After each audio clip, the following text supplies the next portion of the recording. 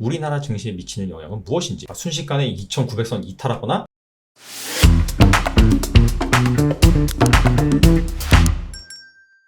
주말 잘 보내셨나요? 아마 불편한 이슈 때문에 주말 내내 마음고생이 심하신 분들이 많은 것으로 예상이 되는데요.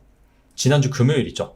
밤 9시경에 갑작스럽게 중국의 헝다그룹이 3천억 규모의 채무 이행을 할 수 없다라고 하면서 기습 공시를 했습니다. 그 다음에 연이어서 미국 증시가 개장을 했는데 나스닥이 무려 2% 가까이 급락을 했습니다. 자, 이에 따라서 월요일날 우리나라 증시 역시 이 이슈에 대해서 자유로울 수 없을 것으로 예상이 되는데요. 자, 과연 주말 내내 발생한 악재, 팩트 체크를 해보고 우리나라 증시에 미치는 영향은 무엇인지 그 부분을 살펴보도록 하겠습니다. 자, 먼저 헝다 사태, 구체적으로 어떤 일인지 그 부분을 살펴봐야 되는데, 사실 우리나라 언론의 기사들을 보면 상당히 자극적입니다. 타이틀만 보면 아시아 증시 망하는 거 아니야? 그렇게 생각할 정도로 형성이 되어 있습니다. 그래서 이 헝다 사태를 다룬 이 외신의 타이틀을 살펴보면 전반적으로 헝다그룹이 갑작스럽게 채무 불이행을 선언을 했는데, 여기에 대해서 주정부와 중국의 인민은행이 어떻게 대처를 했다. 자, 그런 식으로 나와 있어요. 그래서 이 헝다그룹 관련해서 타임라인을 제가 간단하게 좀 말씀을 드리면, 일단 밤 9시에, 지난주 금요일이죠. 밤 9시에 헝다그룹이 2.6억 달러, 우리나라 돈으로 한 3천억 정도 됩니다. 채무 불이행을 갑자기 공시를 했습니다. 그리고 나서 1시간 20분 후 광동성 정부가 시 회장, 헝다그룹의 회장이죠, 면담을 진행을 했고 채무 이행을 촉구를 했습니다. 그리고 이와 관련해서 리스크 관리단을 파견한다. 자, 이런 식으로 홈페이지에다가 공시를 했어요. 그리고 11시 인민은행에서 광동성 정부 리스크 처리 업무를 지원하겠다. 그리고 이 헝다그룹 채무 불이행이 중국의 부동산 리스크 확대로 번지지 않을 것이다. 그냥 개별 기업의 이슈일 것이다. 자, 그런 식으로 얘기를 했습니다. 자, 그리고 나서 11시 50분에 이번엔 중국의 증권감독관리위원회, 이게 헝다 이슈가 중국 자본시장에 충격을 주지 않을 것이다. 자, 이런 식으로 발언을 했어요. 사실 헝다그룹 이슈가 가장 먼저 터진 게 9월달이죠. 우리나라 이제 추석 때, 연휴 때 터졌는데, 그때도 참 마음고생이 심했던 걸로 기억이 납니다. 자, 그때는 약간 좀 좌시하는 분위기였거든요. 근데 이번에 헝다그룹이 또다시 채무 불이행 공시를 하니까, 자, 보시다시피 주정부, 인민은행, 증간위까지 어떻게든 이거를 수습을 하고 번지지 않도록 커버하는, 자, 그런 액션이 나왔습니다. 자, 그만큼 중국 정부가 이 이슈를 좌시하지 않겠다라고 시장에 메시지를 던진 것이고요. 자, 그렇다면 이 시간대 과연 주요 아시아 증시 선물은 어떻게 반응을 했느냐? 항생, 니케이, 중국 시장 모두 이렇게 급락을 했습니다. 근데 이 급락한 시간대를 보면 우리나라 시간은 11시 30분. 근데 뭔가 좀 시장 매칭이 안 되죠. 앞서서 이 헝다그룹 관련 타임라인을 살펴보면 9시에 헝다그룹이 한 3천억 달러 채무 이행 불가 공시를 냈단 말이에요. 자, 그렇다면 사실 이때부터 급락이 나와야 됩니다. 하지만 급락이 나온 시간은 11시 한 30분 정도고, 이때란 말이죠. 이때는 이미 광동성 정부 및 인민은행, 자, 이런 쪽에서 수습을 하는 그런 상황이었어요. 그래서 주요 아시아 증시 선물 같은 경우에는 헝다그룹 리스크로 하락한 것은 아니다 라고 볼 수가 있고요. 자, 그렇다면 문제가 무엇이냐? 바로 미국 증시입니다. 미국장이 사실 시작하기 전까지는 미국 선물도 괜찮았습니다. 전반적으로 크게 상승한 건 아니지만 약간 좀 오름세였거든요. 근데 장 시작하자마자 특히나 이 나스닥 지수가 급락을 합니다. 그래서 어떤 일이 있었는지 살펴보면, 이날 미국의 주요 경제 지표 발표가 있었습니다. 일단 22시 30분 이때 민간 비농업 부문 고용 변화, 여기에 대해서 발표를 했는데 예측치는 53만 개였습니다. 하지만 발표치가 23만 5천 개였어요. 절반도 안 되죠. 완전히 쇼크가 나왔습니다. 그만큼 고용시장이 안 좋다. 자, 이런 메시지가 나온 거예요. 근데 같은 시간에 실업률이 발표가 됐는데 실업률은 4.2%입니다. 근데 예측치는 4.5%였거든요. 이거 같은 경우에는 서프라이즈가 나온 거죠. 실업률이 그만큼 낮아졌다. 그리고 연이어서 다양한 경제 지표들이 발표가 되는데 종합 구매 관리자 지수, 이것도 높으면 좋은 거거든요. 이것도 예상치보다 높게 나왔고, ISM 비제조 구매자 지수 같은 경우에도 예상치보다 상당히 높게 나왔습니다. 추가적으로 미국의 고용 참여율, 이것도 발표가 되는데 이것도 이전치보다 높아졌습니다. 민간 비농업 부문 고용, 이 부분 같은 경우에 안 좋게 나왔는데 다른 지표들은 좋게 나왔다. 그래서 이거를 해석하는 관점이 다 여러 가지가 있는데 전반적으로 이런 겁니다. 긍정적인 측면도 있고 어느 정도 부정적인 측면도 있습니다. 긍정적인 측면은 일단 경기가 회복되고 있다라는 그런 부분이고요. 부정적인 측면은 지금 고용이 잘 회복이 안 되고 있는데 고용시장의 공급이 부족해서입니다. 즉 이 부분이 인건비 상승으로 이어질 수 있고 이 부분은 즉 물가 상승, 즉 인플레이션으로 이어질 수 있는 부분이죠.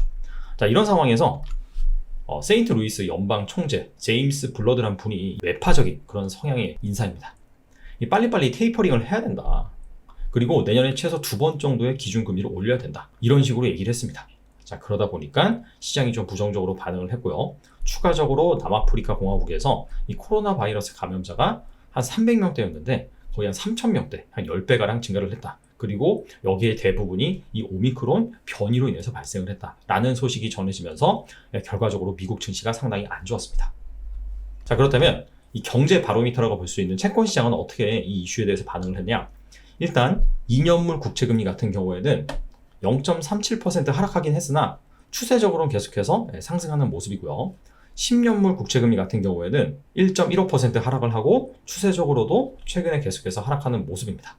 2년물 같은 경우에는 정책 금리를 반영을 합니다. 앞서서 경제 지표가 좀 애매하게 나오긴 했으나 전반적으로는 경제가 좋아지고 있다. 자, 그런 메시지가 나왔고 연이어서 매파적인 그 연준 인사의 발언이 나왔죠. 자, 그러다 보니까 이게 테이퍼링이 빨라지고 곧 이어서 기준금리가 인상이 될 수 있겠구나. 자, 그런 식으로 시장이 받아들이다 보니까 자, 보시다시피 2년물 국채금리 같은 경우에는 견조한 추세를 이어갔고요. 반면에 10년물 국채금리 같은 경우에는 경제 전망을 반영을 합니다. 이 오미크론 이슈 때문에 향후 경제 전망이 불투명한 거예요. 지금까지는 좋았으나 앞으로 어떻게 될지 모른다. 그리고 지금 시장이 불확실하니까 아무래도 이 채권 수요로 몰린 겁니다. 자, 그렇다면 우리나라 시장에 과연 어떤 영향을 미칠 것이냐? 자, 미국 증시가 급락을 했다라고 하는데 이 3대 지수가 상당히 좀 차별화가 됐습니다. 자, 나스닥은 거의 2% 하락을 했고 다우 같은 경우에는요 0.17% 하락을 했어요. 사실 이 정도면은 하락을 했다라기보다도 그냥 좀 보합세다. 자, 이렇게 표현하는 게 맞는 것 같아요. 뭐 S&P 같은 경우에는 보통 다우와 나스닥이 한 중간 정도 그런 속성을 가지고 있기 때문에 딱 한 중간 정도만 하락을 했습니다. 근데 우리나라 이 코스피 지수 그 업종들의 구성과 미국 증시의 업종들의 구성을 살펴보면 우리나라 코스피 지수가 나스닥에 가깝진 않죠. 한 다우와 한 S&P의 한 사이 정도다. 자, 그 정도로 보시면 될 것 같아요. 자, 그리고 중요한 것도 원달러 환율인데요. 자, 보시다시피 원달러 환율이 그렇게 급등하지 않았어요. 금요일 날 우리나라 장 마감할 때가 한 1180원 정도였는데 미국 장 열렸을 때 한 1184원까지 급등을 하다가 또다시 이제 1181원대로 내려왔습니다. 그래서 이런 것들을 감안을 해봤을 때 뭐 헝다그룹의 채무 불이행 기습공시, 그 다음에 나스닥 지수가 급락했다 하더라도 우리나라 코스피 지수가 그렇게 많이 빠질 것 같지 않다, 이렇게 결론을 내볼 수가 있겠고요. 앞서서 주요 아시아 증시 선물이 한 1%에서 1.5% 내외 정도 빠졌습니다. 그래서 아마 그 정도는 시작할 때 어느 정도 개파락이 나오지 않을까 생각을 합니다. 순식간에 2,900선 이탈하거나 그럴 가능성은 좀 낮지 않을까 개인적으로 조심스럽게 한번 생각을 해보고요. 그리고 이번 주에 빅 이벤트가 많습니다. 앞서서 계속해서 이 말씀드린 게 결과적으로 이 연준의 매파적인 입장, 그 이유가 뭐죠? 인플레이션 때문이죠. 그래서 이 목요일날 보시면은 중국의 11월 생산자 소비자 물가지수 발표가 있고요. 그 다음에 금요일 같은 경우에는 미국의 소비자 물가지수 발표가 있습니다. 인플레이션 요인이 중요하다 보니까 이 경제 지표에 따라서 시장이 좀 요동을 칠 수가 있고요. 그 다음에 9일에 한국 같은 경우에는 내마녀의 날입니다. 이러한 빅 이벤트를 앞두고 있기 때문에 시장의 불확실성이 확대될 수가 있습니다. 그래서 한 이번 주는 증시 변동성이 좀 크겠구나 라고 여러분들이 생각을 하시면서 대응을 하셨으면 좋겠습니다. 결론입니다. 자, 일단 헝다그룹 이슈가 갑작스럽게 부각이 됐죠. 근데 아시아 증시 선물 하락 시점을 살펴보니까 사실 이 이슈에 반응하기보다도 미국장이 시작되면서 나스닥 지수가 급락을 하니까 같이 하락한 그런 경향이 강합니다. 그래서 미국에서 어떤 일들이 있었냐? 일단 주요 경제 지표 발표가 있었는데 전반적으로 이 고용 지표는 좀 애매하긴 한데 나머지 지표 같은 경우에는 좀 회복되는 모습이었어요. 그리고 고용 지표가 낮은 이유가 사람들이 일자리를 고를 때 간을 본다는 거죠. 나 돈 더 안 주면 안 갈래, 이런 식이란 말이죠. 자, 그러다 보니까 이 부분이 지금 현재 문제가 되고 있는 인플레이션, 이런 것들을 좀 가속화시키는 요인이 아닐까 생각하게 만들었고, 이 가운데 세인트 루이스 연방은행 총재가 이 빨리 패드가 테이퍼링을 실시를 해야 되고 기준금리를 올려야 된다, 인플레이션이 너무 심하다, 자, 이런 식으로 얘기를 하다 보니까 시장이 또 부정적으로 반응을 했죠. 거기에다가 남아공에서 오미크론 확진자가 많이 늘었다라는 부분이 겹치면서 시장이 안 좋았습니다. 채권 시장 같은 경우에는 정책 금리를 반영하는 2년물 금리는 견조했어요. 즉 기준금리가 조만간 올라갈 것이다. 자, 그런 식으로 해석을 했고요. 반면에 10년물 국채금리 같은 경우에는 오미크론 때문에 장기 경제 성장 전망은 불투명하다라고 하면서 추세적으로 하락을 했습니다. 여기에서 알 수 있는 건 뭐냐면은 시장이 좀 부정적인 이슈에만 민감하게 반응했다라는 것을 알 수가 있어요. 왜냐면은 전반적으로 경제 지표는 좀 개선되는 그런 흐름을 보였거든요. 하지만 이 오미크론 때문에 이 개선된 경제 지표가 추세적으로 계속해서 개선되는 것이 아니라 나중엔 안 좋아질 것이다 라고 하면서 10년물 국채금리가 하락했다라고 볼 수가 있습니다. 개인적으로 좀 과하지 않았나 생각을 해볼 수 있는 대목이고요. 자, 우리나라 시장에는 과연 어떤 영향을 미칠 것이냐. 일단 원달러 환율이 생각보다 그렇게 오르진 않았습니다. 그리고 나스닥 중심, 즉 기술주 중심의 하락이었죠. 다우 같은 경우에는 0.17% 하락에 불과했습니다. 근데 뭐 종목 구성이라든지 업종 구성을 보면 코스피가 나스닥과 그렇게 매칭되는 구조는 아니거든요. 그래서 막 2,900선을 이탈한다든지 그러한 급락보다는 아마 한 아시아 선물 지수가 1%에서 1.5% 정도 하락을 했습니다. 제 생각엔 한 그 정도 수준의 하락으로 출발하지 않을까 생각을 해보고요. 단 여기에 변수는 있습니다. 지금 오미크론 관련해서 이게 일단 전파력은 되게 높은 것 같은데 치명률이 어떠냐, 그 다음에 백신이 얼마나 효과적이냐, 거기에 대해서는 정확한 정보가 없습니다. 근데 이거와 관련해서 만약에 긍정적인 이슈가 나온다라고 한다면 생각보다 하락폭이 덜할 수도 있고요. 경우에 따라서는 또 갭 하락한 다음에 그 갭을 메워가면서 긍정적인 시나리오도 연출될 수가 있습니다. 반면에 오미크론이 치명률이 높다, 이런 부정적인 이슈가 나온다라고 한다면 아무래도 더 많이 하락할 수 있는 그런 부분이 있겠죠. 그리고 이번 주에는 8일날 선물 옵션 동시 만기일 미국의 소비자 물가지수, 중국 같은 경우에도 소비자 생산자 물가지수가 발표가 되죠. 그래서 이런 불확실성을 키울 만한 그런 이슈가 많습니다. 그리고 중간중간에 이 오미크론 관련 이슈도 계속해서 불확실성을 키울 전망입니다. 그렇기 때문에 불확실성이 크다는 것은 변동성이 크다는 얘기입니다.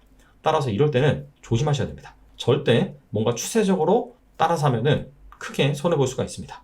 그러니까 오를 때 사고 내릴 때 팔고 이런 행위는 지양을 하실 필요가 있고, 가만히 있는 것도 방법이고요. 아니면 시장이 변동성이 크다니까 위로 또 튈 때는 어느 정도 비중을 줄여두면서 이렇게 리스크 관리를 하는 것도 방법이다 라고 말씀드릴 수가 있습니다. 자, 아무쪼록 코스피 지수 같은 경우에는 지난주 이 글로벌 증시와 좀 긍정적으로 디커플링 되는 그런 모습을 보여주고 있는데, 자, 이런 흐름이 좀 견조하게 유지됐으면 좋겠네요. 자, 아무쪼록 한 주간 이번 주 증시도 잘 대응하셨으면 좋겠습니다. 감사합니다.